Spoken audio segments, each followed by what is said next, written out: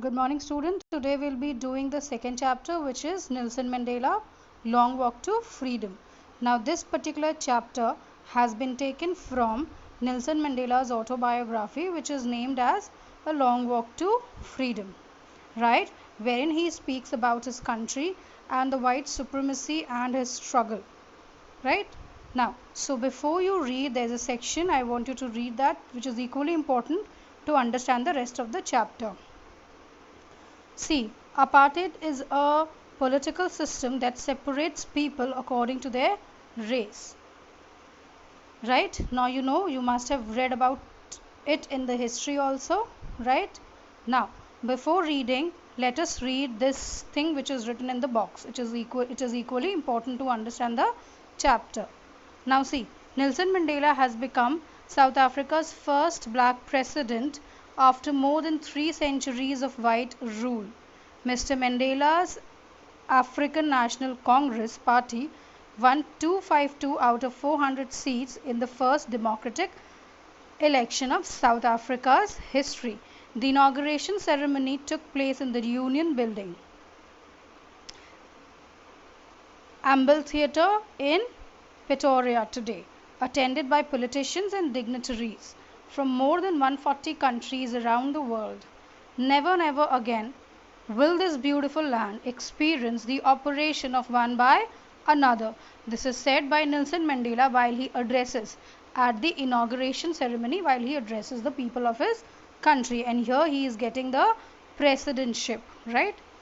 Jubilant scene on the streets of Pretoria followed the ceremony with blacks, whites and colors celebrating together. More than 1 lakh South African men, women and children of all races sang and danced with joy.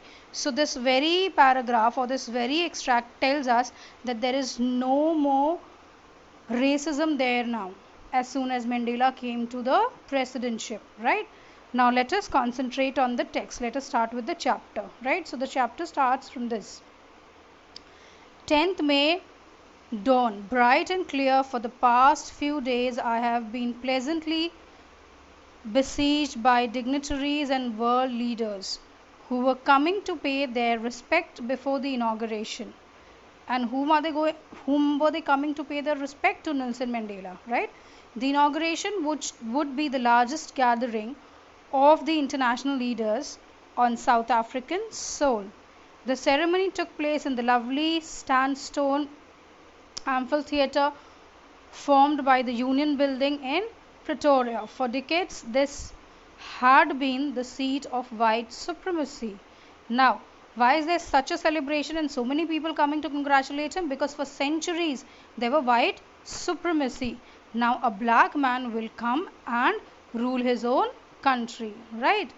And now it was the site of a rainbow gathering of different colors and nations for the installation of South Africa's first democratic non-racial government. Now this government will be a non-racial because it will not discriminate between white and black people. Now this you might have, children, I'm not going into the depth of this racism because you must have read this in your history, right?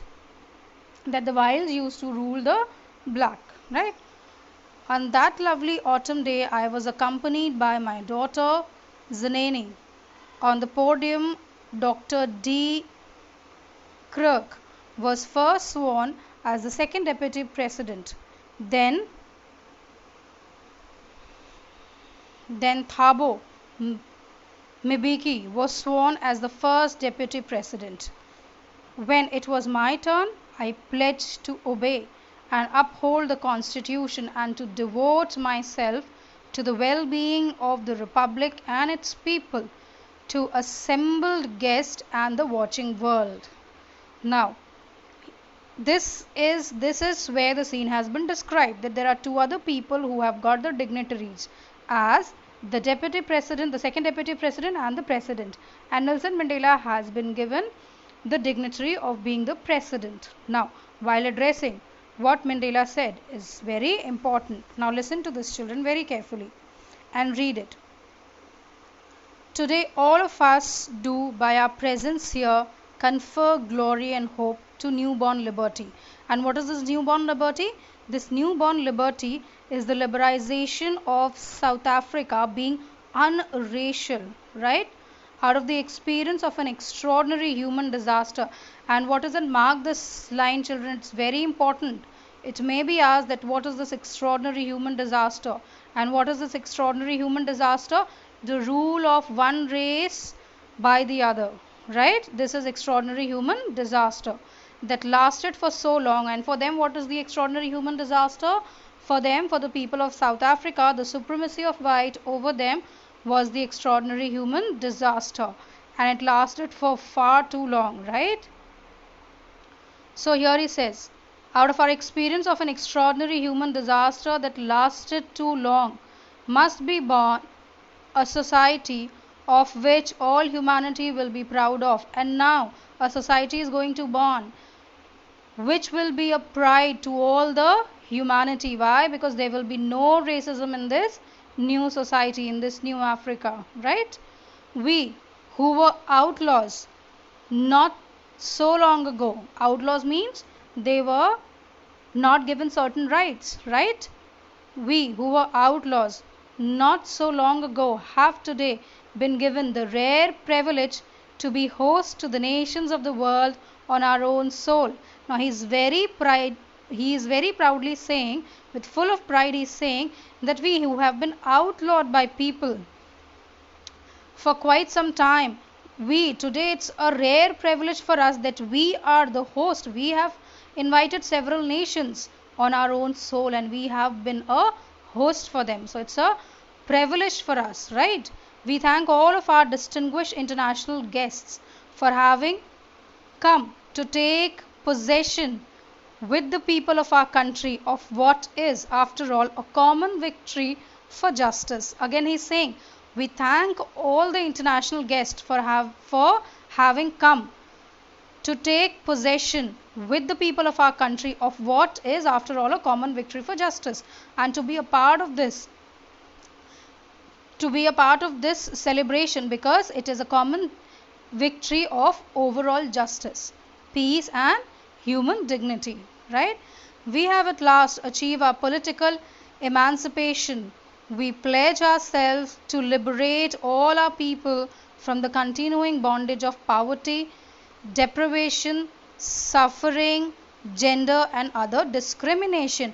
Again, now he is taking a pledge that we take a pledge to liberate our people not only from the racism but from poverty, bondages, deprivation, gender inequality and any other form of discrimination, because there's not only racial discrimination but there are other form of discrimination as well in a society. So next step is to discriminate all those evils, right, or social stratification.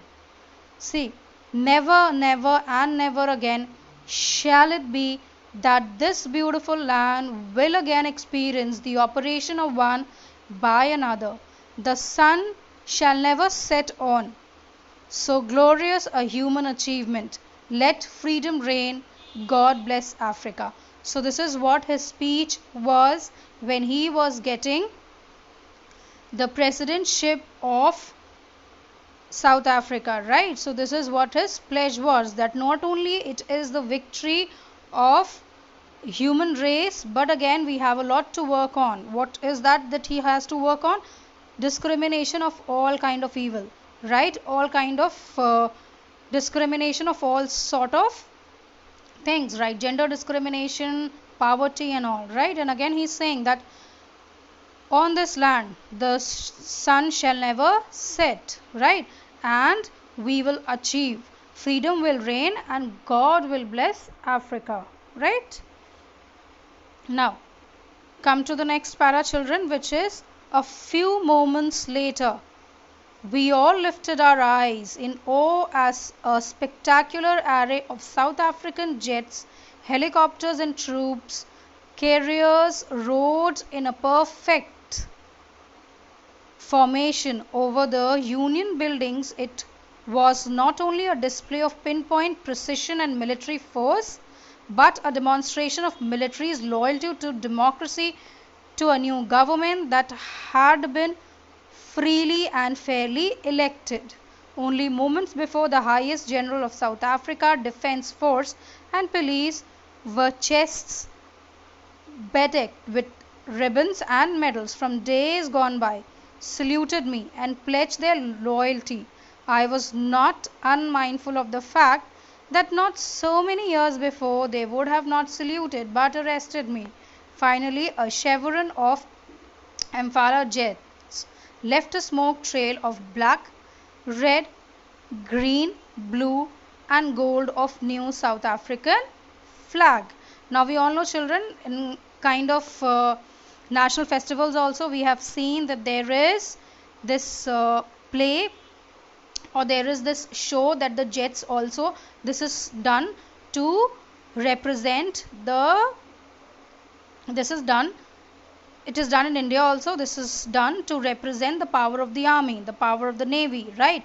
So there also there was show on the cloud, there was show on the sky by the military force, by the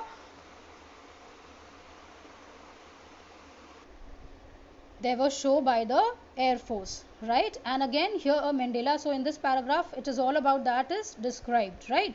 So here again what is important to be noted, or what is to be noted, is Mandela is saying that the military general who is now saluting me would have arrested me few years back. See, here he is saying, only moments before, the highest general of the South Africa Defence Force and police, their chests bedecked with ribbons and medals from days bygone, saluted me and pledged their loyalty. I was not unmindful of the fact that not so many years before they would have not saluted but arrested me. So had it not been the free Africa, they would have arrested Mandela, right? So children, in this session we'll do till here only. In the next session we'll follow up with the explanation. For this session we'll do this till here only.